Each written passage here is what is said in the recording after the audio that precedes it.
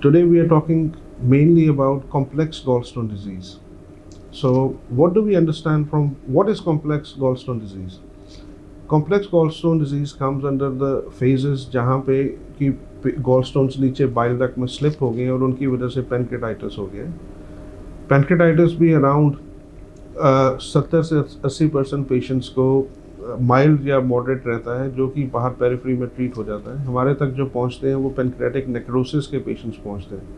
So one of the complex gallstone disease examples is gallstone disease leading on to necrotizing pancreatitis, जहां pancreas गलने लग जाती है।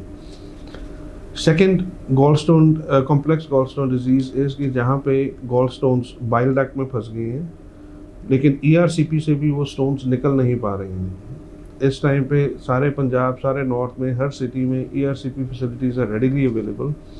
तो इनफैक्ट उसको भी मैं कॉम्प्लेक्स गॉलस्टोन डिजीज़ नहीं कंसिडर करता, क्योंकि ईआरसीपी इतनी फ्रीली अवेलेबल है और बहुत अच्छे रिजल्ट्स पेरिफेरी में आते हैं। हमारे तक जो पेशेंट पहुंचते हैं वो मेनली वो पेशेंट रहते हैं जिनकी गॉलस्टोन डिजीज़ इवन ईआरसीपी से भी नहीं निकल पाए, जहाँ पे कि हमें बाइल डक्ट्स को सर्जिकली एक्सप्लोर करना पड़ता है, whether it can be open, whether it can be laparoscopic. और जहाँ से ये गॉलस्टोन डिजीज़ फंसने के कारण लोगों को पीलिया होना शुरू हो जाता है, पेन होनी शुरू हो जाती है, या बहुत ज़्यादा बुखार जिसको हम कोलेंजाइटिस कहते हैं, वो सारी प्रॉब्लम्स आती हैं। थर्ड कॉम्प्लेक्स गॉलस्टोन डिजीज़ जिसको मैं कहता हूँ इज़ बिलियरी स्ट्रक्चर्स, जहाँ पे पित्त की नाली है जो लिवर से नीचे पित्त लेके जाती है। यहाँ पे कैंसर्स बन सकते हैं, यहाँ पे स्ट्रक्चर बन सकते हैं, टाइटनिंग्स हो सकती हैं, या यहाँ पे मल्टीपल स्टेंटिंग या मल्टीपल पहले सर्जरीज के कारण अभी बाइल डक्ट पूरी तरह से जैम हो जाती है, जो कि नीचे से ईआरसीपी के माध्यम से खोल नहीं पाते हैं। Since the last year we have seen an increasing rise in these cases, and we have been able to provide very good results for revision bile duct surgery, which we are now routinely performing. So what happens when there is pancreatic necrosis? So one of the examples we talked about of complex gallstone disease was pancreatic necrosis.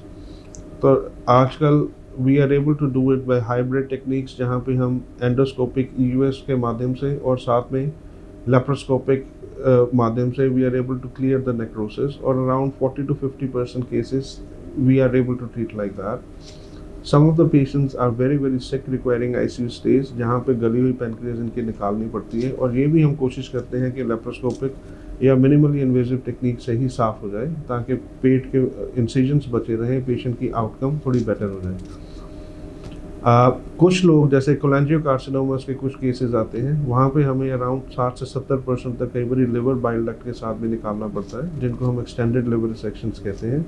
And these surgeries we are routinely performing with very good results. And in fact अगर हम liver pancreas complex gallstone disease की बात करें, तो we do an average of about 100 to 150 cases a year in our center, and with exceptionally good results. So I just want people to understand that simple gallstone disease is basically जहाँ पे पेट में थोड़ा अफ्रेमा रहता है, गॉलस्टोन्स हो जाते हैं या थोड़ी दर्द रहती है, जिसका कि ट्रीटमेंट लेप्रोस्कोपिक कॉलिसिस्टेक्टमी है। कॉम्प्लेक्स गॉलस्टोन डिजीज़ आती है जहाँ की सिंपल लेप्रोस्कोपिक कॉलिसिस्टेक्टमी से सॉल्व नहीं हो पाती या मेडिसिन से सॉल्व नहीं हो पाती, जहाँ पे एक पेशेंट को एक टर्शरी हॉस्पिटल की ज़रूरत पड़ती है। फॉर एग्जांपल अगर पैनक्रियास गलनी शुरू हो जाए, फॉर एग्जांपल अगर ईआरसीपीस बाहर पेरिफेरी में पॉसिबल ना हो, जहाँ पे कि स्टोन्स निकल नहीं पाते हैं, या फिर यहाँ पे बाइल डक्ट के कैंसर या स्ट्रक्चर्स बन जाए, जहाँ पे कि ERCP simple is not a solution, बड़ी सर्जरीज करके इनको निकालना पड़ता है। सो all the services including endoluminal services like EUS are freely available.